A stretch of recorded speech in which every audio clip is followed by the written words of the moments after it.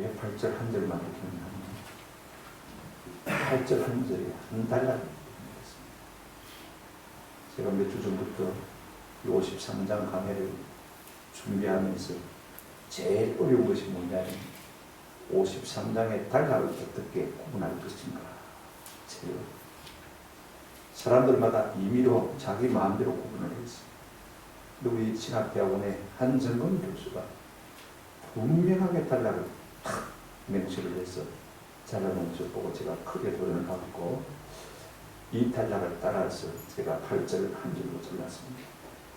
이 8절 말씀은요, 말씀하시는 분이 누구냐면 하나님이십니다.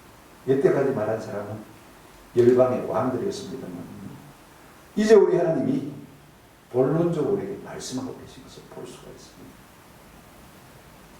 참 번역이 어려운 말씀이긴 합니다만 그래도 우리가 대충 의미는 알아들을 수가 있습니다.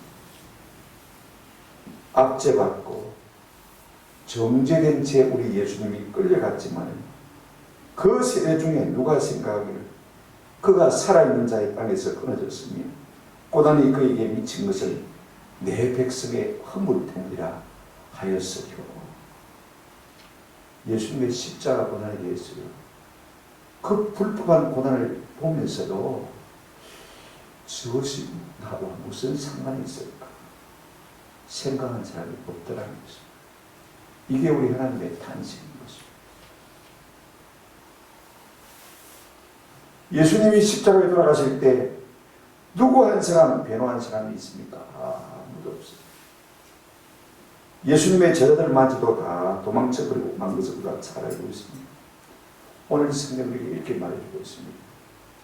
그가 곤욕과 신문을 당하고 끌려갔으나, 우리말 성경은 이렇게 번역하고 있습니다. 그는 강제로 끌려가 재판을 받고 처형을 받았다, 이렇게 말하고 있습니다. 이 말씀을 그대로 인용한 사도행전 8장 33절 말씀에서는 그가 굴욕을 당했을 때 공정한 재판도 받지 못했다, 이렇게 표현했습니다. 우리 예수님이 십자가에 달린 것은요, 공정한 재판 때문에 십자가에 달린 것은 아닙니다. 그저 폭력에 의해서 아무 죄 없는 분이 불의하게 십자가에 달렸다, 그 말인 것입니다. 그런데도 불구하고 누구 한 사람 예수님 그건 죽을 죄인이 아니다 라고 변호한 사람이 있다는 사실인 것입니다. 어떻게 예수님이 십자가에 달리신 것이 불법이냐? 19세기에 두피드라는 유명한 학자가요, 예수님 당시에 유대 상업책을 연구를 했습니다. 특별히 사형을 언도할 경우에는 어떤 경우에 언도하느냐, 어떤 사람이 피고로 죄를 지어서 끌려왔었는데요, 재판 일정을 정합니다. 그러면 당연히 피고가 출두를 해야 되겠죠. 그리고 재판관들이 배석을 하고 장로들이 배석을 하고 그 다음에 증인이 출두를 하게 되었습니다. 공소장이 낭독이 되어지고 이어서 재판장이 증인들에게 이렇게 말합니다. 여러분이 이 자리에 온 것은 세간의 소문 때문이 아닙니다. 여러분에게 막중한 책임이 있음을 명심하십시오. 이 자리는 복구가 난 금전적인 문제와 같은 사소한 문제를 다루는 것이 아닙니다. 생명의 문제를 다루고 있습니다. 만약 여러분이 억울하게 고발당한 사람을 유죄로 몰아가면 그 사람과 그 후손의 피해에 대해 여러분이 책임을 져야 합니다. 하나님이 여러분에게 책임을 물으실 것입니다. 아벨의 피해에 대해서 가인에게 책임을 물었던 것처럼 말입니다. 이제 증언하십시오. 여러분, 참 엉뚱한 분위기 가운데서 이제 재판관이 증인에게 증언을 하도록 하는 것을 볼 수가 있습니다. 여자는 증인이 될 수가 없습니다. 왜냐하면 피고의 위협에 맞설 용기가 없다고 보았기 때문에 그렇습니다. 아이들이나 노예나 평판이 나쁜 사람 역시 증인이 될 수가 없었습니다. 지적으로 판단 장애가 있는 사람 역시 증인이 될 수가 없었습니다. 그리고 한 사람의 증인으로는 제가 승리되지 않습니다. 최소한 두 사람의 이상의 명백한 증거가 있을 때 그 증거가 채택이 되어지는 것입니다. 이렇게 해서 이제 변론이 끝나고 나면요, 먼저 피고의 무죄를 믿는 재판관이 자기의 견해를 설명하게 됐습니다. 나는 아무리 변론을 들어봐도 이 사람은 죄가 없는 것 같습니다. 무죄를 추정하는 사람이 먼저 선언을 하게 되었습니다. 그 다음에 유죄를 판단하는 사람이 진술을 하는 것을 우리가 볼 수가 있습니다. 그러니까 지금 말하는 무죄 추정의 원칙이 철저하게 그 당시부터 지켜지고 있었던 것을 볼 수가 있습니다. 아무리 죄가 있어 끌려와도 생각은 어디서부터 해야 되냐? 이 사람은 죄가 없을 것이다 하는 데서부터 출발해야 된다. 그 말인 것입니다. 이제 변론이 끝나고 나면 방청객을 다 내어보내고 기초 23명의 재판관들이 투표를 하게 되었습니다. 놀라운 것은요, 23명 중에 과반수 딱 중반에 12명 아닙니까? 그런데 중요한 것은 23명 중에서 11명의 찬성표를 받으면요, 무죄가 주장되는 것이죠. 아니, 여러분 생각해 보십시오. 23명 중에 과반수가 12명인데, 그죠? 11표를 받으면, 11사람만 자기를 지지해주면 무죄가 되죠. 그러면 유죄가 되려면 어떻게 되느냐? 23명 중에서 13명이 찬성을 해야 유죄가 될 수 있는 거지. 그러니까 유죄로 판결받는 것이 훨씬 더 어렵게 사법 체계가 그렇게 만들어져 있다는 사실인 것입니다. 그런데 그 재판 가운데서 한 사람이라도 내가 이 재판에 대해서 확신이 없습니다. 좀 더 변론이나 좀 더 증거를 들어봐야 되겠습니다. 한 사람이라도 만약 이의를 제기하고 나서면요, 전체 선해드린 공여원이 62명인데 처음 23명부터 시작하지 않습니까? 그런데 장로 2명씩 투입이 되었습니다. 2명이 더 들어와서 다시 이야기하고, 그래도 안 되면 또 2명이 더 들어오고, 그래도 안 되면 또 2명이 더 들어오고, 그래서 62명까지 채워지는 것을 볼 수가 있어요. 그런데 그렇게 해서 무죄 결과가 나올 때는 죄수를 즉시로 석방을 하게 됐습니다. 그런데 유죄가 결정이 되어졌다.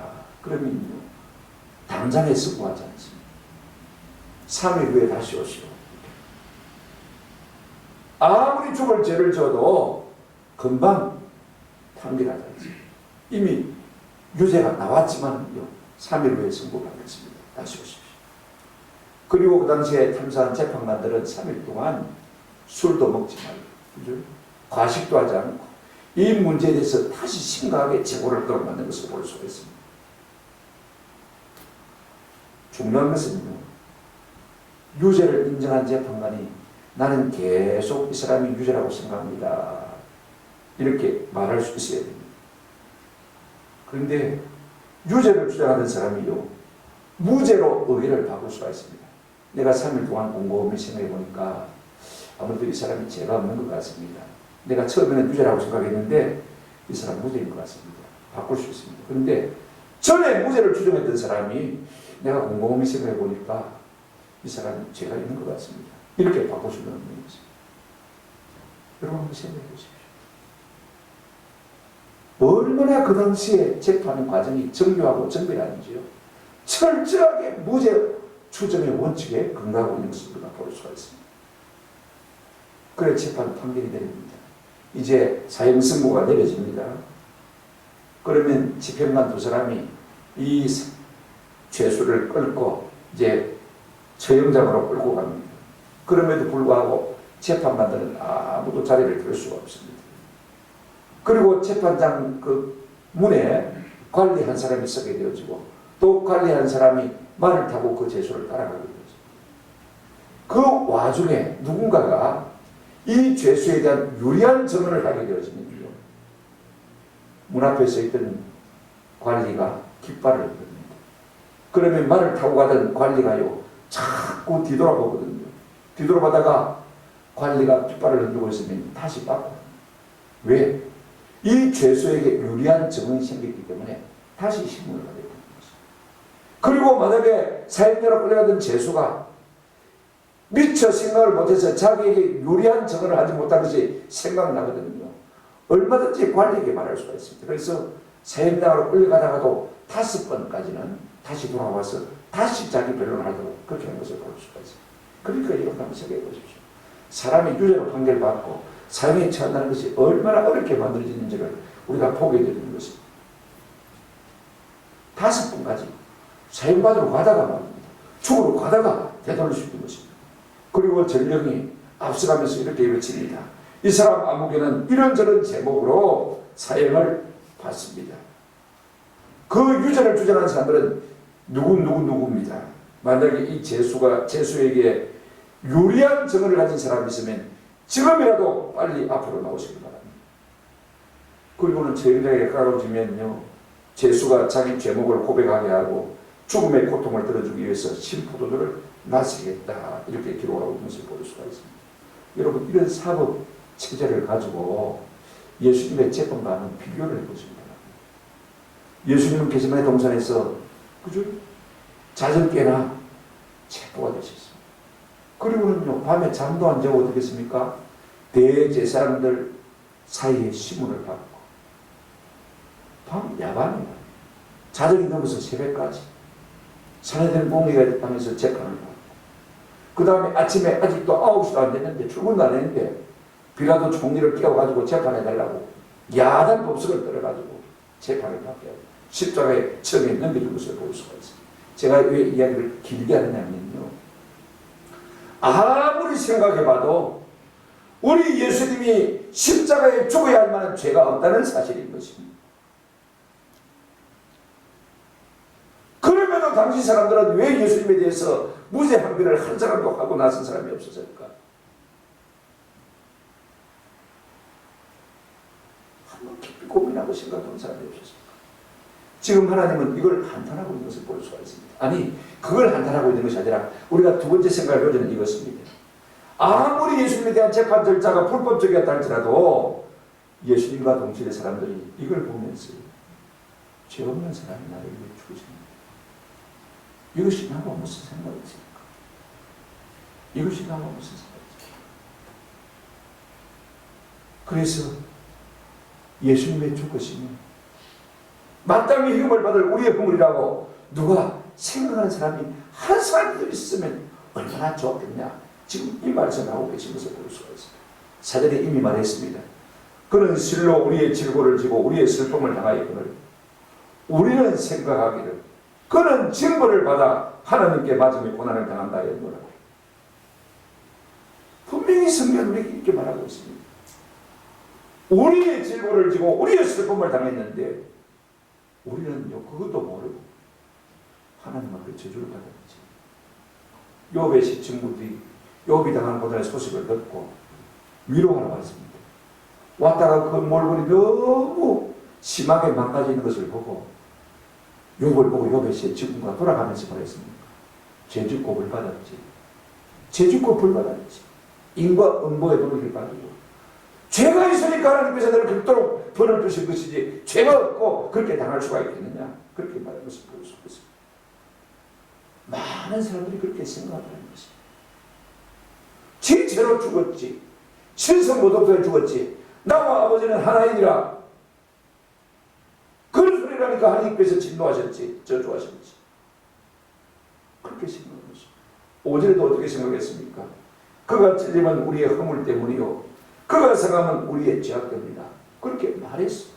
10절에도 여호와께서 그에게 상함을 받게 하시기를 원하사 질고를 당하게 하셨음즉 하나님께서 예수 그리스도에게 우리의 모든 죄가를 뒤집어 씌웠다고 말하고 있는 것을 볼 수가 있습니다. 여러분, 이게 지금 뭘 말하고 있는 것입니까? 하나님의 종인 예수 그리스도 메시아 그분이 사람들의 죄를 대신 담당했다는 것입니다. 대속교리를 말하고 있는 것을 볼 수가 있습니다. 여러분, 이거 한 가지를 말해야 됩니다.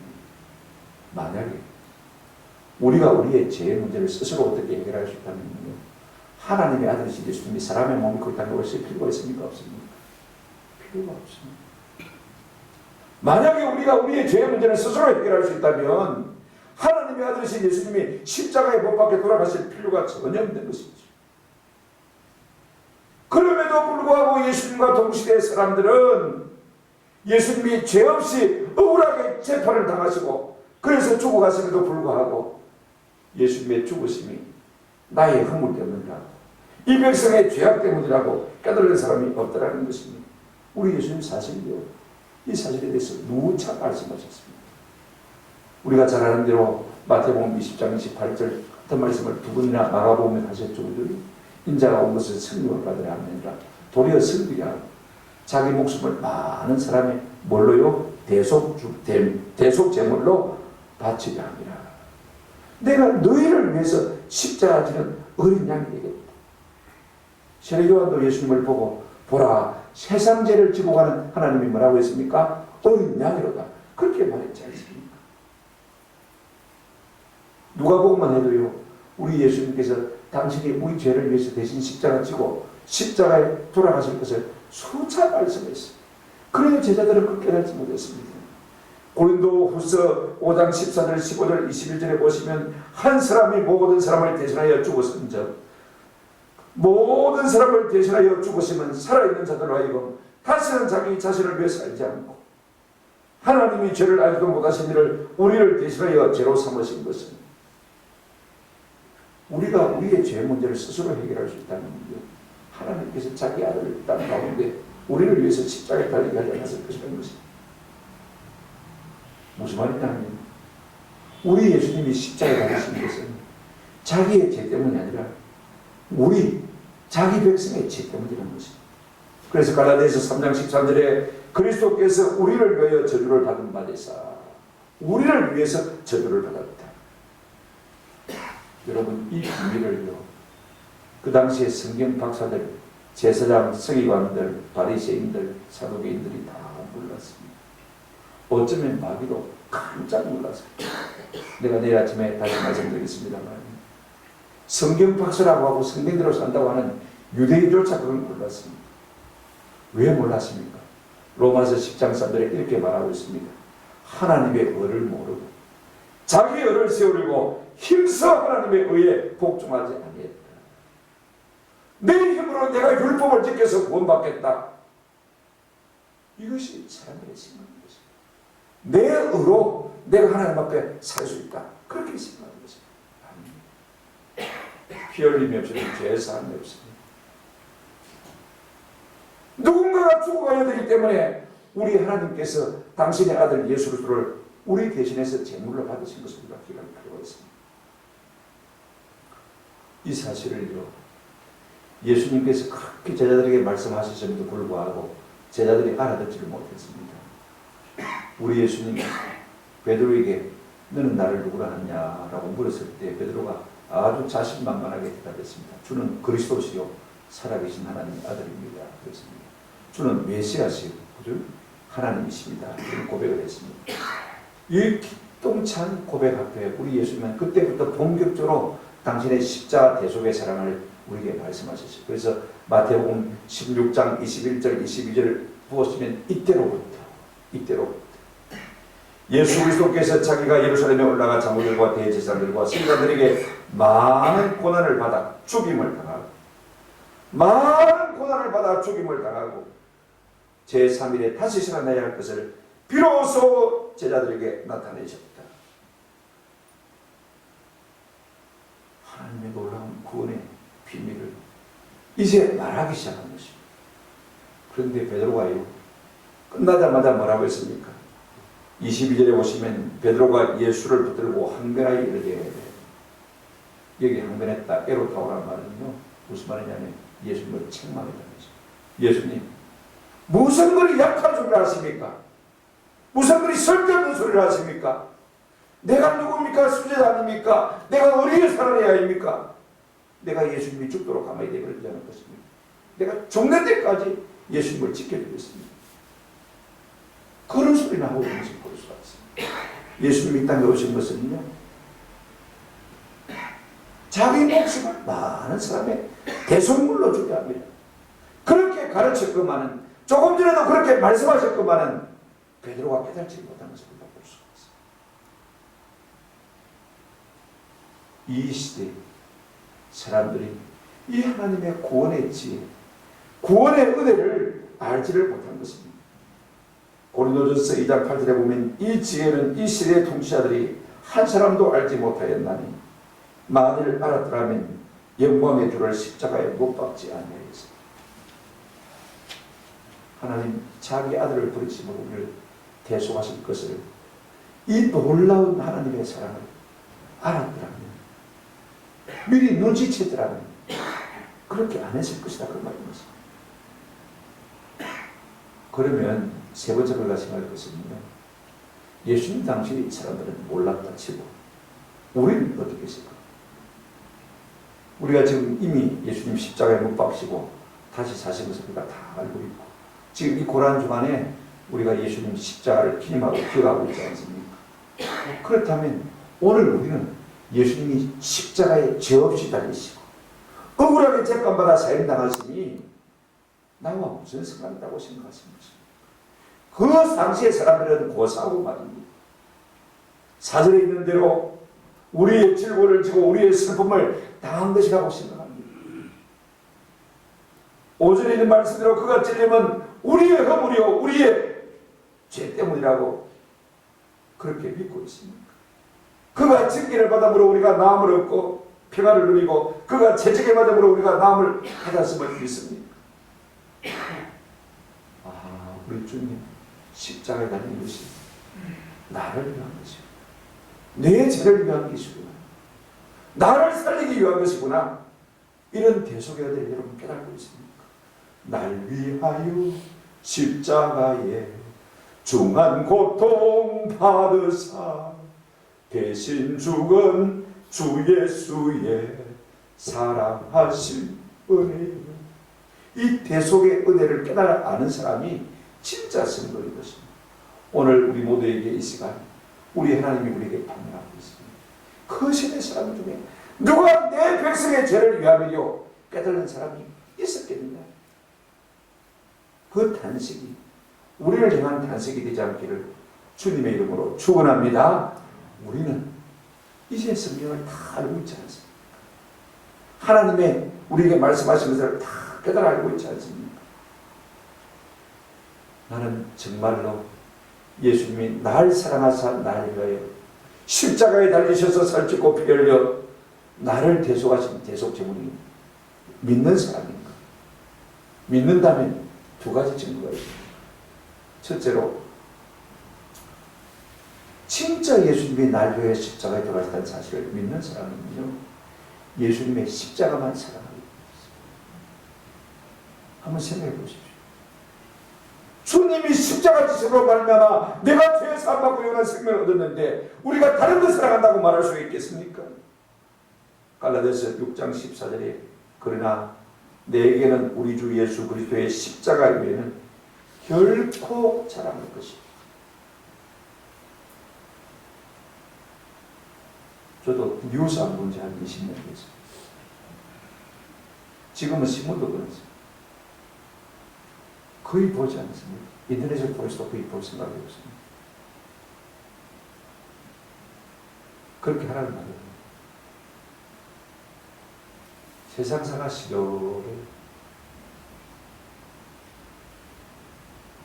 그렇고 그리고 이제 남은 생애 어떻게 주님의 십자가만 사랑하고 내가 내 처한 형편 속에서 주님이 내게 주신 십자가 지고 갈 것인가? 이것만 생각할 수밖에 없는 것이죠. 왜냐? 우리 주님의 십자가가 나를 살렸기 때문에, 내 죄를 속였기 때문에, 내게 영원히 사는 생명을 주셨기 때문에 십자가만 사랑하고 십자가만 자랑할 수밖에 없는 것이죠. 오늘 십자가 대속의 사랑을 믿는 사람은 또 하나 증거가 있습니다. 빚진 자의 것입니다. 내가 주님의 사랑에 빚진 자. 그러므로 형제들아 우리가 빚진 자로 돼. 사도 바울은 우리에게 그렇게 말하고 있습니다. 우리가 다 그리스도의 사랑에 빚진 자인 것입니다. 우리가 아직 죄인 되었을 때 그리스도께서 우리를 위해 십자가에 못 박혀 주신 것을 볼 수가 있습니다. 그만 아닙니다. 우리가 그리스도와 하나님과 원수되었음에도 불구하고 하나님이 우리를 사랑하십니다. 이 로마서 5장의 말씀입니다. 여러분 우리 가운데 밀려올 때마다 우리가 주님의 사랑에 얼마나 큰 빚을 지고 있는지를 고백하지 않을 수가 없는 것입니다. 오늘 우리는 예수님이 십자가에 돌아간 것이 내 죄를 위함이라고 믿습니까? 믿는다면 십자가만 사랑하고 자랑하는 내가 있기를 주의 이름으로 축원합니다. 진짜로 예수님이 날 위해 십자가에 돌아가셨다고 믿습니까?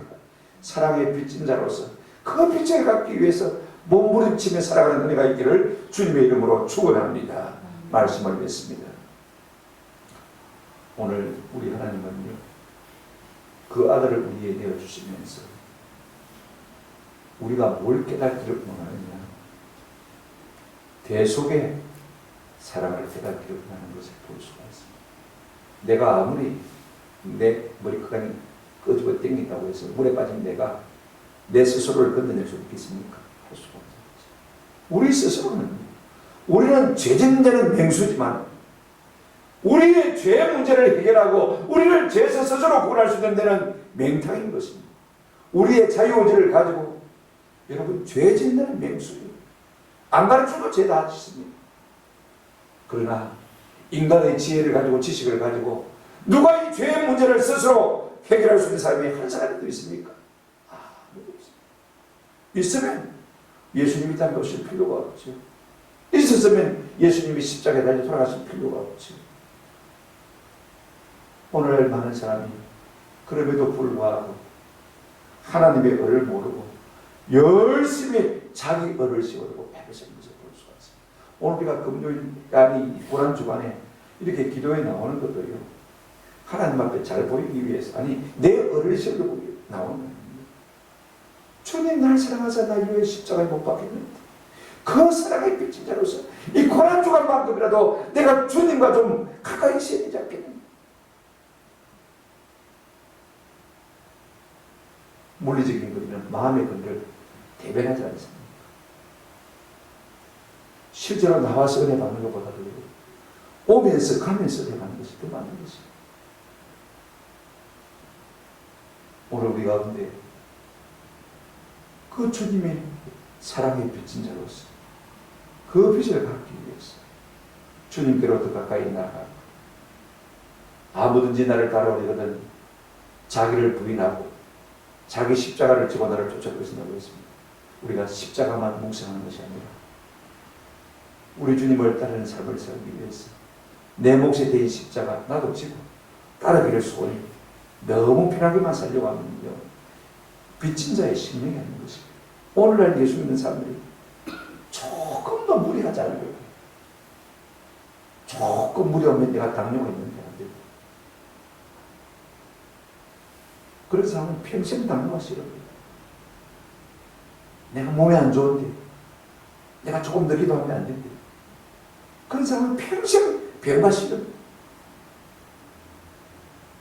우리 주님의 대속의 사랑을 깨닫는다면 우리가 이 고난 주간만큼에도 내가 주님과 더불어 내 몫이 된 십자가 지고 좀 더 애쓰고 좀 더 쓰고 빚진 자의 심령을 가지고 살아가는 것이 마땅치 않겠습니다. 좀 더 주님을 사랑하고 주님이 대가신 교회를 사랑하고 내 가족을 사랑하고 살아가는 것이 마땅치 않겠습니다. 빚진 자로서 오늘 우리 주님의 그 대속의 사랑을 깨달은 자로서 빚진 자의 심령을 가지고 십자가만 자랑하고 사랑하며 사는 저와 여러분 되시기를 주님의 이름으로 축원합니다. 아멘.